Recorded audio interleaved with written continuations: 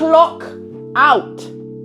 Clock out, as in shut the laptop. When your working time is done, your working time is done. Close it. Work-life balance. If the balance is not balancing, then that's a problem. 6 years I have been working from home in some capacity for 6 years, and in those 6 years I've learned a lot. I've done it all. I've tried working from my bed, working from downstairs, working from everywhere, struggling to stay motivated, stay focused, multitasking and doing different things. But I think I finally figured out a thing that works for me. And that's what we're talking about today, is how to stay focused and motivated when you're working from home, especially with kids, because I feel like that's a whole different ball game in itself. So I've been working at home since I had my children six years ago. So after maternity leave, I went back to work part-time. So I'd work from home part of the time, and then I'd go back into the office. And then lockdown happened and we were all working from home. And well, it's been a shock.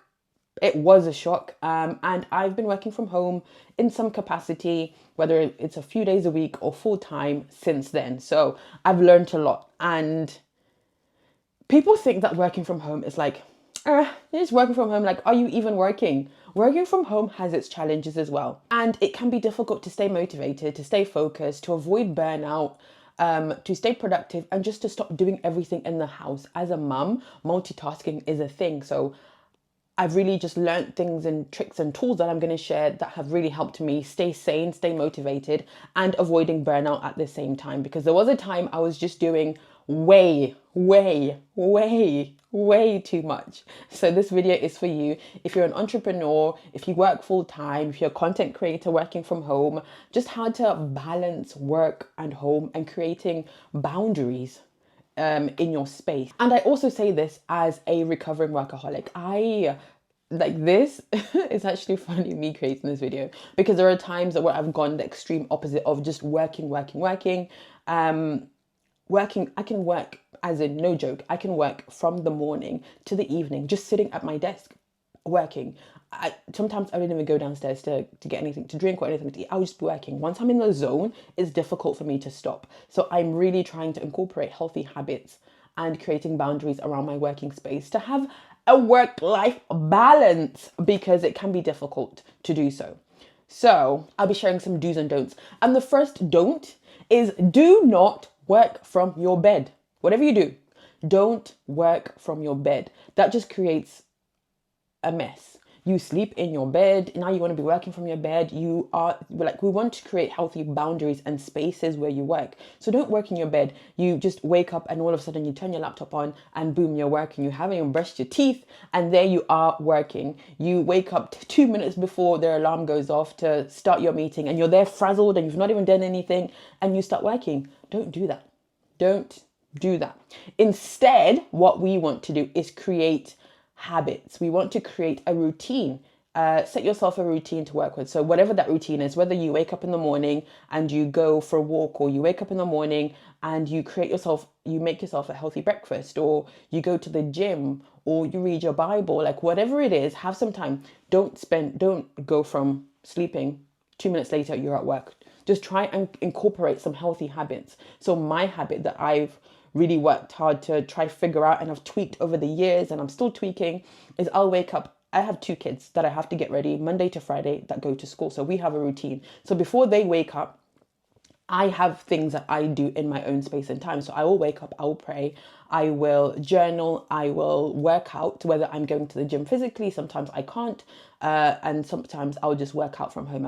I've bought myself a treadmill, some weights and things. So I'll do some sort of workout just to get me going for the day.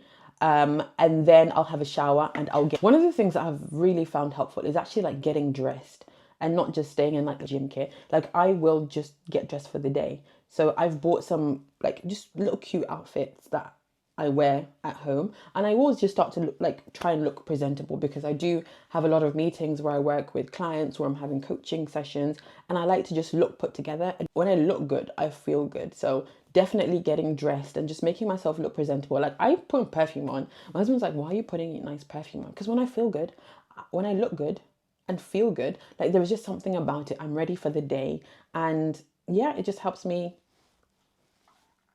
in the zone. And sometimes that's me maybe putting a little bit of makeup on, or maybe maybe a bit of concealer, just putting some earrings on, putting my hair back. It's not a lot, but it just helps me feel like I'm ready for the day. So start your day with some sort of morning routine. And it doesn't have to be anything elaborate. It could be you wake up and you go downstairs and you have your breakfast. Or you wake up, you have a shower, and you plan your day. Whatever it is, have something that is for you personally, before you start your working day. And that's something that you could use to decompress, to unwind, or to get yourself ready for the day. So me, I've got my routine set, and by the time my kids wake up, I'm getting them ready. I've already spent time and invested with God. I've invested time with myself. And now I'm ready to pour myself into my working day, because I feel good. I find that when I don't do that and I just wake up maybe the same time as my kids, like my whole day just goes left. Everything feels rushed, and I just don't feel prepared. And now I'm working, and now like my mind is on 10 different things, because I just haven't given myself that time. I haven't given myself that time to give to myself first. So that's something. Create healthy habits. Do something before you start working, and you will notice a massive difference. And then the second don't work everywhere in your house. Create boundaries around your work. It could be, create yourself an office. I only work. When I say I only work in my office, this is my office. And I was like, I'm going to work in here, so I need to make it relatively nice. I only work in this space. Or one room downstairs, which is a dedicated space. But create boundaries in your house. Create a space where you know this is where you go to work. And if you don't have the opportunity to have an office, have a dedicated space. Whether you're working on the kitchen table, you know that's your working space. Maybe it's a space in your living room on the sofa. Have that dedicated space where you know mentally this is where I go to work. And it makes a massive difference. When I come in here, when I come in this room, I know I've got my work hat on. And at the moment I open that door to go out, my work hat is off. I do not take my work outside of this room. And sometimes that can be difficult to do, but I really had to train my mind. If I am in this space, I am working. My mind and my hat is, I've got my working hat. I really get the best ideas when I'm in here, because I've cultivated a space and an area where I know this is my working space, and it's cozy, and I've made it my own. Like I've got some lights, and sometimes I'll put the candles on, and I've got some plants, and I usually have the light open to get the natural light in there. But I've just really made this space my own, because I spend a lot of time in here. So whatever space you have, you might not have a whole office, but you might have a dedicated chair. Make that chair your own. Make it your own. Put some things there. Have your notebooks there. Have candles. I even have just random candles, because sometimes when I'm in the zone, I'm in the zone. I've got my headphones here, ready to use them. I've got my laptop. Everything is ready for me to work. And one of my favorite quotes: always remember, you are braver than you believe, stronger than you seem, smarter than you think, and loved more than you know. So have yourself some space where you know you work. And this is really helpful for children as well. When my kids hear that I'm in this room, they will not come in here, because I've told them, when mum is in here, mum is working. And when she comes out, we can have a conversation. We can talk. We can do anything you want. Sometimes they come in and just say, I want to give you a hug, and then they'll go. But I'm creating boundaries. They know if I'm in here, I'm working. The moment I step outside that place, we can play, we can have fun. And it also creates a good habit for my children to know that when mum's working, she's working. When she's playing, she's playing. I'm not downstairs with my laptop being distracted and also trying. They don't know whether they should come to me or they should not. No, I've created boundaries. I'm working in here. If I'm not, let's play. And this also helps with multitasking. Now this is really funny. I think as a natural multitasker, it can be really easy to be doing the most, especially when you're working from home, especially as a mom. Let me just put the laundry on. Let me just do the washing real quick. Let me just make dinner. Let me just know. Having a space means I'm in this space. I'm not thinking about the outside world of my house. This space, whatever space that you create for yourself, you are in the zone and you're working. So you're not multitasking. I don't care if there's laundry that needs to be done. I don't care if I have not prepped dinner. I am working. and I have to tell myself, I am working. This is my work time. Just because I work from home doesn't mean that I need to do everything at home. And I've learned that the hard way, because I used to be doing the absolute most. Yeah, yeah. So just boundaries. I'm working from home, but that does not mean that I'm 10 different things doing 10. No, not doing that. Not doing it. In here, boundaries. Say it with me, boundaries. The next thing would be to stay active. It can be so easy, so incredibly easy to just be here for the whole day without moving. Maybe go downstairs, make yourself some coffee. Speaking of coffee. Ooh.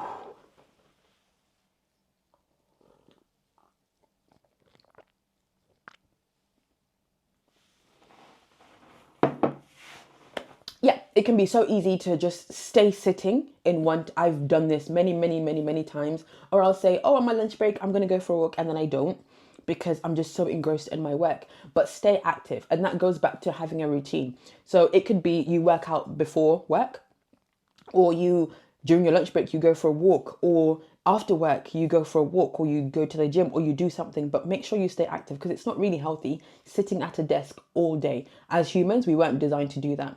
And that's why, game changer for me, I realized I was selling myself dreams. I was lying to myself when I was saying, all right, I'm going to go for a walk at lunchtime.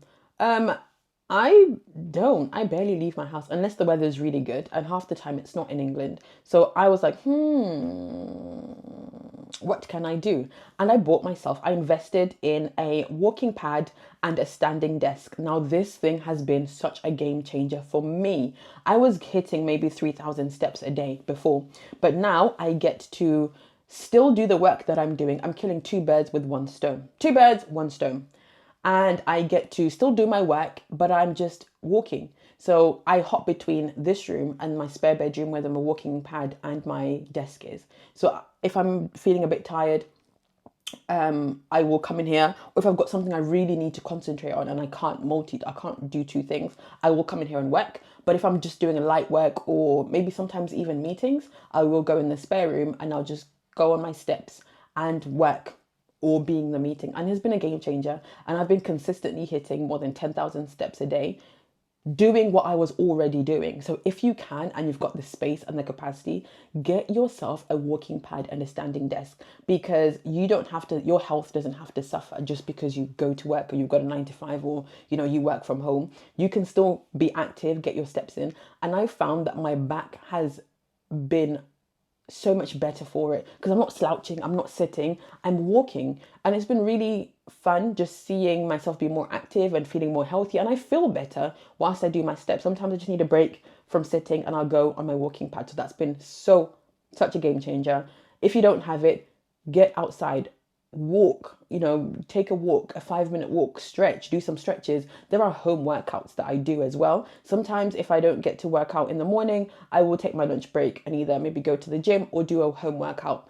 There are ways to stay active without having to. And then this is one of my favorite things to do. Like, I look forward to this every single week.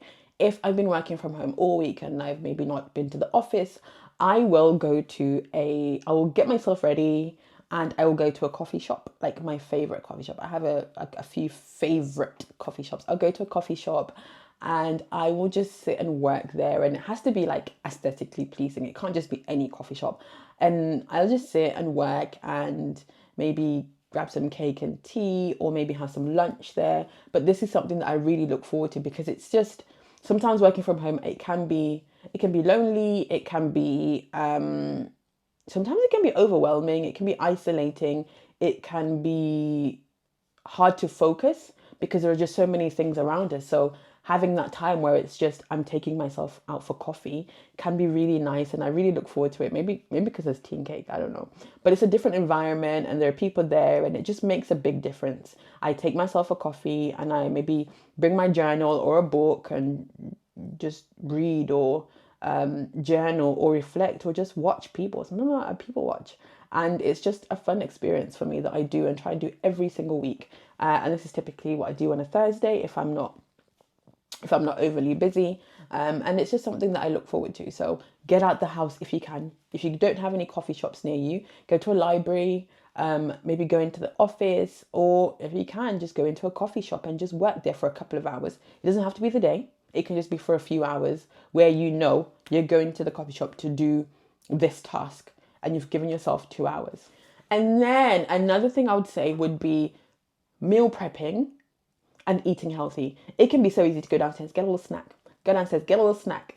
Go downstairs, get a little snack. But what snacks are we having, and what impact is that having on our health? So when you're talking about snacking, like what are you putting in your mouth? I've realized meal prepping is really important for me. So this can be even like cutting up vegetables like carrot sticks and cucumbers, and having fruits around the house, nuts, anything that makes you feel good and healthy, avoiding biscuits, chocolates, and all these things. Like everything in moderation. But if you go downstairs 5 times a day and you have 5 packets of crisps, over time that's going to accumulate. So stock your house with healthy snacks. And this can even be like meal prepping. So sometimes what I'll do is on a Sunday, I'll just prep my lunches. So I know, okay, I'm going to be busy. All I have to do is go downstairs and heat up my food. I don't have to think, oh, I'm really hungry, I'm just going to grab something unhealthy. I've already meal prepped. And this can be two different things that I alternate for my lunch. And then my snacks are already prepped. So this is the carrots, the cucumbers, the raisins, the whatever it is. It's already there, the natural yogurt and some fruit or granola, whatever that is. Have it in your fridge ready to go, so you don't have to think about making something, because sometimes meetings overrun and then you go downstairs and you think, oh, I don't have that much time, I'm just gonna grab a slice of cake. But if you've already got it cooked, you just heat it up and eat it real quick and then go back and do your work. So staying healthy, prioritizing our bodies and working our bodies, because we have one body and we have to look after it. And then lastly, clock out. Clock out, as in shut the laptop. When your working time is done, your working time is done. Close it. Don't open it again, and go spend time with your family. Go do something for yourself. Do not blur the lines between work and home. When you're done working, finish working. Not 3 hours after you've clocked out, you're still checking emails and still writing emails. Unless you really have to, don't do it. Clock it off. Lock out and let people know you're unavailable. Create boundaries. And if people are looking at you for work when you're not supposed to be working, I'm sorry, can I handle this tomorrow? Can I do this tomorrow? I'm not working anymore. And don't be afraid to create boundaries, because work-life balance. If the balance is not balancing, then that's a problem. So if your work-life balance currently looks like this or like this, we need to make it look more like this and have a balance. You have a life to live. You've got a life outside of content, or life outside of your 9 to 5, or life outside of entrepreneurship, and really invest time into other things. And yes, it may be busy times, but have time where you can just relax.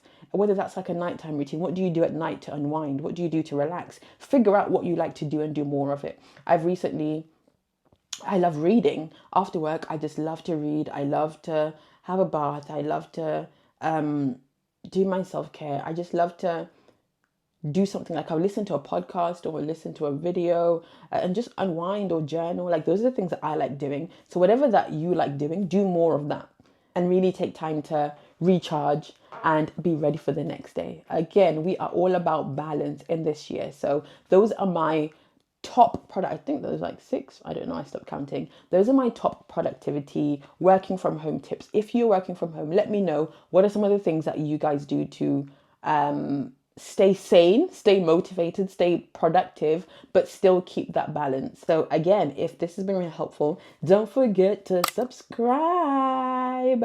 Let me know some of your tips, tricks, your hacks for working from home, whether you're an entrepreneur, you are a housewife or a house husband, whatever you are, you're a 9 to 5 girly. Let me know some of your productivity hacks, because I'm constantly trying to get better and be more productive whilst staying sane. Again, I will see you in my next video. Oh, and be sure to subscribe, because my next video would be a vlog that and I'm just basically documenting my 9 to 5 from morning until evening. So if that will be something that you'll be interested in, subscribe.